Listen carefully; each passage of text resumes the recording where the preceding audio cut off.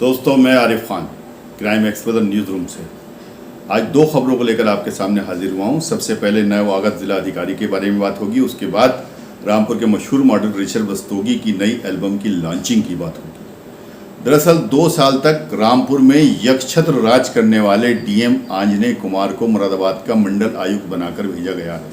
ये खबर मैंने आपको पहले भी बताई थी, लेकिन ये बताना ज़रूरी है। उनके स्थान पर नौजवान आईएएस अधिकारी रविंद्र कुमार मांदड़ को रामपुर का डीएम बनाया है, जिनकी एज ए डीएम रामपुर में ये पहली पोस्टिंग है।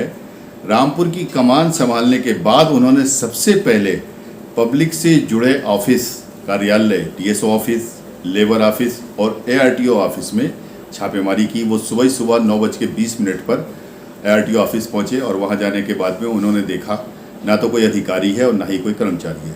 वैसे भी आप सब लोग जानते हो, नहीं तो मैं बता दूं आपको, एआरटीओ ऑफिस के अधिकारी या कर्मचारी जो है किसी को अपने आप को किसी नवाब से कम नहीं समझते हैं। इसलिए वो अगर 11 बजे तक भी ऑफिस में आ जाएं तो समझ लीजिए बहुत गनीमत है। लेकिन कहाँ 9:20 पे डीएम साहब ने छापा मारा है। बहरहाल अब छापा मारा है तो अब हो सकता है कि व्यवस्था बदल जाए और वो लोग टाइम से आना शुरू कर दें। नहीं तो डीएम साहब ने जिस तरह से आदेश पारित किए हैं, क्योंकि जब वहाँ पर कोई नहीं मिला, कि एआरटीओ का वेतन अग्रिम आदेशों तक रोकने की उन्होंने संस्तुति की है और कहा जब तक मैं अग्रिम आदेश नहीं जारी करूं तब तक उनका वेतन जो है जारी नहीं किया जाए। अब उन्होंने डीएम साहब ने यहाँ पर आने के बाद में फिर उसके बाद प्रेस से मुलाकात की। प्रेस से उन्होंने बहुत अच्छी बातें की।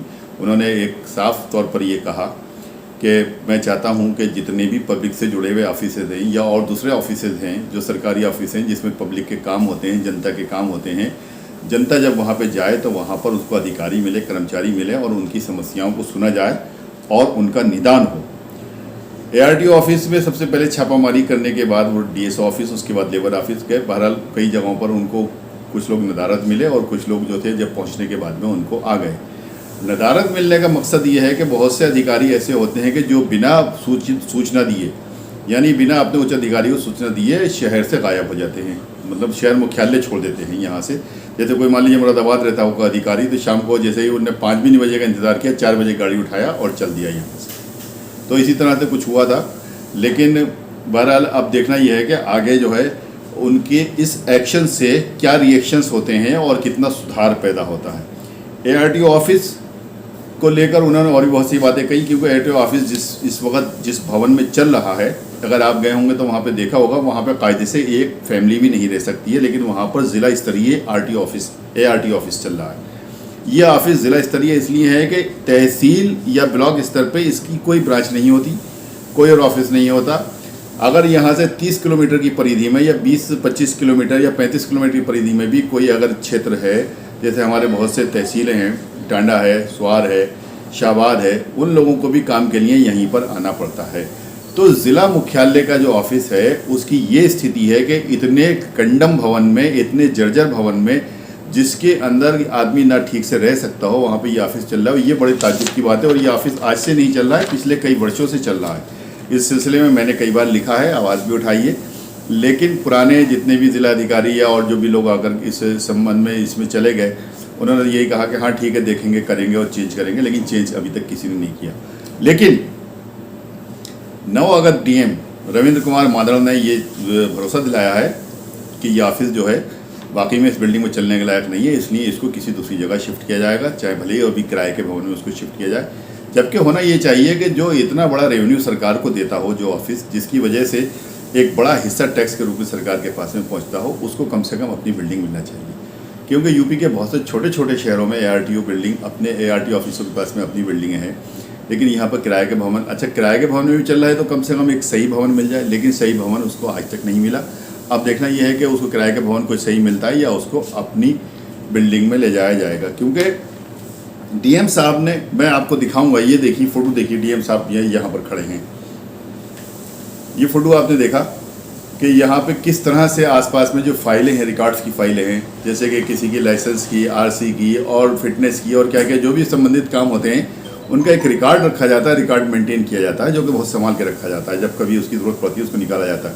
लेकिन ये देखिए, ये है रिकॉर्ड की अवस्था कि ये जो है ज़मीन से लेकर और एक साइडों की छोटी छोटी अलमारियों के अंदर में ऐसे लगा दिया गया है, यहाँ से कोई फाइल गुम जाए, कोई चोरी हो जाए, कोई निकल जाए, कोई दीमक खा जाए, कुछ हो जाए, किसी को कोई मतलब नहीं है। ये ज़रूरी रिकॉर्ड के ये हाल है। तो ऐसी स्थिति में इस बिल्डिंग में इस ऑफिस का चलना कितना सही है और कितना गलत है, इसका तो फैसला या तो सरकारी अधिकारी करेंगे या फिर जनता करेगी, या फिर ये सोचने वाली बात है कि यह आखिर ऐसे कब तक चलता रहेगा। ARTO ऑफिस में जो भ्रष्टाचार है वो एक अपना उसका एक अलग विषय है। उसके लिए मैं आपको एक अलग वीडियो बनाकर आपको दिखाऊंगा कि वो किस टाइप से वहाँ पे भ्रष्टाचार होता है और कैसे कैसे क्या होता है। लेकिन सुविधा के नाम पर ये समझ लीजिए वहाँ पर ना तो कोई टॉयलेट है, ना पीने के लिए पानी है। जो लोग आते हैं बाहर से, अभ्यर्थी आते हैं वहाँ पे लाइसेंस बनवाने के लिए या दूसरे और काम करने के लिए, उनके बैठने तक के लिए भी कोई स्थान नहीं है। सिर्फ खड़े रहते हैं, टहलते रहते हैं आसपास में, उनको अपने जो है लाइन लगाते हैं, कभी इधर जाते हैं कभी उधर जाते हैं। बहरहाल कोई ऐसी व्यवस्था नहीं है कि उनके लिए कोई मानवीय व्यवहार हो वहाँ पर। ये व्यवस्था है रामपुर के ARTO ऑफिस। दूसरी खबर की तरफ बढ़ते हैं। रामपुर के मशहूर मॉडल ऋषभ रस्तोगी की नई एल्बम लव एंड धोखा एल्बम की लॉन्चिंग हुई। ये लॉन्चिंग समारोह जो था यहाँ पे एक डोसा दरबार करके एक होटल है शौकत अली रोड पर, वहाँ पर किया गया। इसके मुख्य अतिथि राजू काल्ला थे, जो भाजपा युवा मोर्चा के पश्चिमी उत्तर प्रदेश के अध्यक्ष हैं। इसके साथ साथ श्यामलाल एडवोकेट जी थे, जो काफ़ी यहाँ पर सोशल एक्टिविस्ट करते हैं, उनकी एक्टिविटीज़ रहती हैं, हर सोशल प्रोग्राम में जाना, लोगों से मिलना जुलना।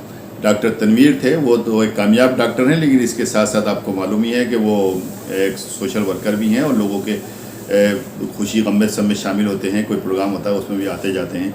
इसके अलावा राजीव मांगलिक जी थे। राजीव मांगलिक जी भाजपा के बहुत सीनियर लीडर हैं और उनके लोगों से बहुत अच्छे संबंध हैं।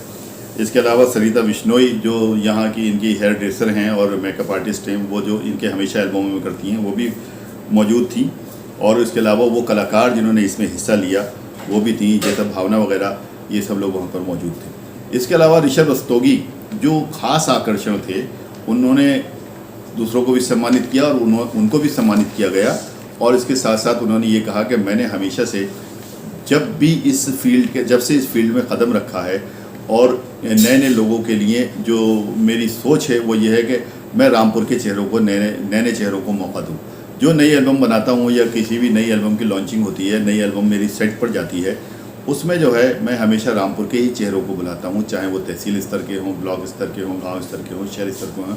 जिनके अंदर टैलेंट है उनको मैं यहाँ पर मौका देता हूँ। उन्होंने साथ साथ योगी जी की तारीफ़ की कि फिल्म सिटी जो शुरुआत हो रही है वो बनने के बाद में काफ़ी मौका मिलेगा ऐसे लोगों को जो एल्बम बनाते हैं, जिनका अभी एक छोटा स्तर है, जिनके पास रिसोर्सेज नहीं है, माध्यम की कमी है, वो अपने प्रतिभा को आगे बढ़ाने के लिए अभी इतना कुछ नहीं उनके पास में वो संसाधन है जिनको आगे ले जा सके। लेकिन ये सब अगर फिल्म सिटी यहाँ पर बनकर तैयार होती है तो ऐसे युवाओं को भी मौका मिलेगा जो सीमित संसाधन होने के बावजूद कोशिश में लगे हुए हैं कि किसी तरह से उनके टैलेंट निकलकर सबके सामने आए।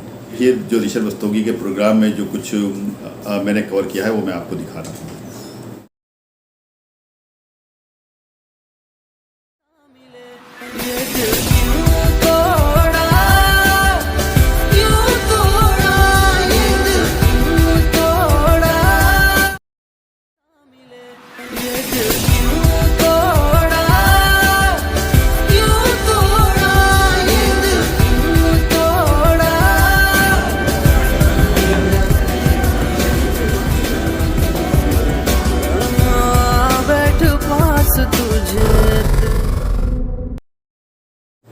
दोस्तों, रामपुर से क्राइम एक्सप्लोजर न्यूज़ के लिए मैं आरिफ खान हमेशा ऐसी वीडियो लेकर आपके सामने आता हूं। मेरी वीडियो अगर पसंद आती हो तो बस आपसे इतनी दरख्वास्त है, इतनी गुजारिश है कि इसको सब्सक्राइब कीजिए, शेयर कीजिए, सहयोग कीजिए और आगे बढ़ाइए। अगली वीडियो में जल्द मुलाकात होगी।